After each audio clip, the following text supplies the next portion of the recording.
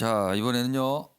내 삶에 영향을 주는 경제 이야기, 경제 브리핑 순서로 가보겠습니다.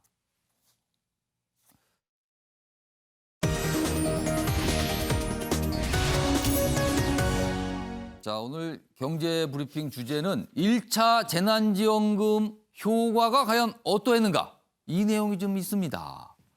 여기 보면요. 한국개발연구원 KDI가 분석을 했습니다. 1차 재난지원금 벌써 한참 됐죠? 지난 5월입니다. 그때부터 8월 말까지 지급이 됐는데. 근데요. 분석 결과가 이렇습니다. 100만 원을 받아서 30만 원만 소비했었다. 이거 좀 적은데요. 이거 그때 많이 쓰라고 한 거잖아요. 그러면은요. 그나마 식당도 적게 샀다. 식당에 간 건 얼마 안 된다는 거예요. 그럼 어떻게 된 거죠? 그럼 70만 원은 어떻게 된 겁니까? 나머지. 보겠습니다. 전 국민에 지급한 14조 2천억 원. 매출 증진 효과는 4조 원 정도. 그러니까 소비에 직접 더 들어간 거 한 4조 정도로 산정이 됐어요. 그러면은 뭡니까? 100만 원 중에서 30만 원인데 70만 원은 그럼 사람들이 저축을 한 셈이다. 그러니까 어차피 쓸 돈을 그냥 이걸로 쓰고 나머지 남는 돈 다 저축했다는 거예요.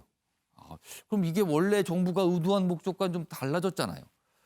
그러니까 이런 거 보니까 카페, 학원 등 피해 큰 업종보다는 옷, 안경 사거나 마트에서 많이 썼다는 거예요.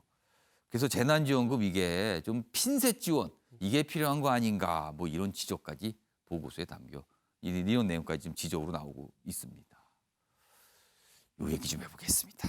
먼저 이제 박찬환 교수님, 네. 그다음에 윤용거 대표님, 뭐 짧게 좀 평가 좀 들어보겠습니다. 이거 어떻게 보셨어요? 저는 그나마 썼으니까 그나마 썼다.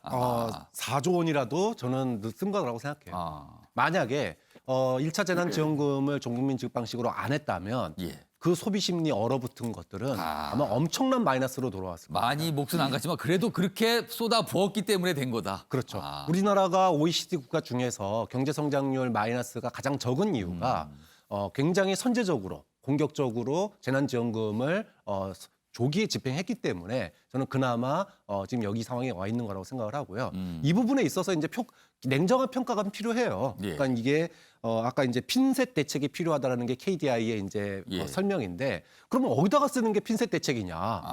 KDI가 정말로 보고서를 잘 내려면은요. 어디다가 써야지 이게 정말 국민들의 소비 심리를 저렇게 해서 식당이나 학원이나 돈이 골고루 돌아가게 할 거냐? 이 코로나 시국에 방문도 못하게 하고 식당에 들어가기도 어려운 상황에 학원도 온라인 수업을 하고 있는 상황에서 핀셋 대책이 뭔지를 안다면 쓰겠죠. 왜 안 쓰겠습니까? 그럴 수가 없는 상황이었기 때문에 저는 1차 재난지원금으로 4조 원 그나마 썼기 때문에 이거라도 된 거고 앞으로는 여기서 우리가 좀 교훈을 이끌어내는 게 중요하다고 생각해요. 그러니까 어떤 게 핀셋인지. 윤용거 대표께서는 어떻게 보셨습니까? 이 분석 결과. 그러니까 수도로 말하면은 수원지에서 물을 100톤을 보내는데 예. 집에서 수도꼭지에는 100톤 중에서 한 10톤도 안 돌아온 거예요. 그러니까 제대로 전달이 안 된 거죠. 14조 2천억이면은 최소한 10조 이상은 소비자들한테 해서 경기 유발 효과가 좀 있어야 되는데 엉뚱한 대로 자꾸 파이프에서 중간 급유에서 자꾸 새버린 거죠. 예. 예, 그래서 전체 중에서 70만 원, 100만 원 줬는데 70만 원은 저축했잖아요. 예. 그거 안 쓴 거고 또 쓴데도 되게 카페나 학원 뭐 식당이 제일 피해가 크거든요. 예. 그런데 좀 써야 되는데 진짜 요즘 가만 보세요. 스키장이나 영세식당 다 문 닫았는데 백화점 명품점은 지금도 줄 서고 있어요, 요새.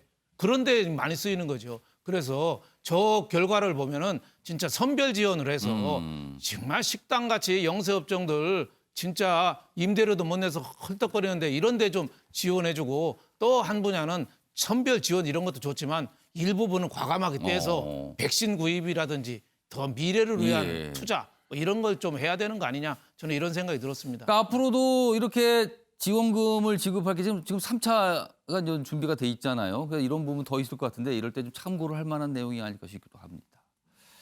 자, 다음 기사 좀 보겠는데요. 일단 그에 앞서서 오늘 오전에 정부에서 이제 방역 그리고 백신과 관련된 회의가 있었는데 뭔가가 좀 결정이 이루어졌다고 합니다. 그 내용 영상으로 준비했습니다. 보시죠. 코로나19 백신 구매 계약을 체결하였다는 보고를 국민 여러분께 드리면서 오늘 회의를 시작합니다. 얀센의 경우 당초 예정된 물량보다 200만 명분이 더 많은 총 600만 명분을 계약하였습니다. 내년 2분기부터 접종을 시작할 예정입니다. 화이자 백신은 1000만 명분을 계약하고 일단 내년 3분기부터 국내에 들어옵니다. 아울러 도입 시기를 2분기 이내로 더 앞당기기 위해 국가 차원의 역량을 총동원하고 있으며 구체적인 협상이 별도로 진행되고 있습니다. 그동안 아스트라제네카만 계약을 했고 나머지 뭐 화이자, 얀센, 뭐 모더나 이런 거는 왜 계약이 안 됩니까? 그런 지적 많이 받았는데 드디어 계약을 했군요. 그래서 지금 뭐 이 얀센은 2분기부터 접종이 가능할 수도 있고 화이자는 3분기쯤 들어오는데 근데 1분기 안으로 좀 안 될까요? 이건 좀 아쉽긴 한데 일단 계약 체결이 됐습니다. 각각 얀센 백신은 2분기, 화이자 백신은 3분기 정도면 도입이 돼서 접종이 가능할 수 있다. 이런 내용 오전에 발표가 돼서 긴급하게 영상으로 좀 전해드렸습니다. 윤석열 전 최고위 하실 말씀 있어요? 이거 관련해서? 예. 자, 지금 보면은 이게 백신이 4개 정도 이제 언급되고 있는데 우리가 계약했던 아스트라제네카 그리고 방금 언급됐던 얀센, 존슨앤존슨이죠. 그리고 화이자, 모더나 이렇게 있는데 화이자, 모더나 같은 경우에는 90%가 넘는 이제 그 항체 형성률을 가지고 있고 그렇다고 했을 때 그건 mRNA 백신이라고 하는 것들이거든요. 그리고 얀센이랑 지금 아스트라제네카 같은 경우에는 전통적 방식으로 이제 제조되는 것들인데 그렇다면요, 저는 지금까지 왜 안전성 문제로 인해 가지고 백신을 안 샀던 건지 오히려 이해가 안 되는 거거든요. 오히려 얀센 백신 같은 경우에는 지금 전 세계적으로 접종 사례가 없는 거거든요. 알겠습니다. 그러니까 지금 되는 거 아무거나 사오는 겁니다, 이제는. 그러니까 이게 안정성에 강조한 부분이 조금 좀 약간 좀 묘해졌다 뭐 이런 지적이십니다. 자, 다음은 마지막 주제가 될 것 같습니다. 기사 보겠습니다.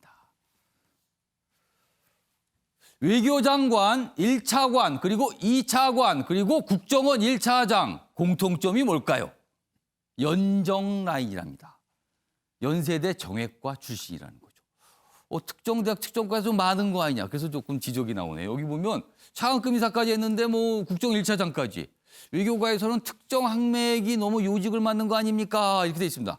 좀 더 자세히 보겠습니다. 여기 보면 연대 정외과 교수를 지낸 문정인 통일외교안보특보. 이분도 여기인데요. 그다음에 이후에 보면 여기 보면 장관부터 차관 쭉 있고요.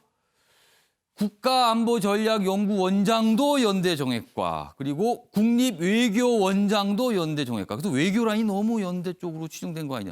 뭐 이런 지적이 조금 있습니다. 요 내용을 좀 어떻게 봐야 되는지.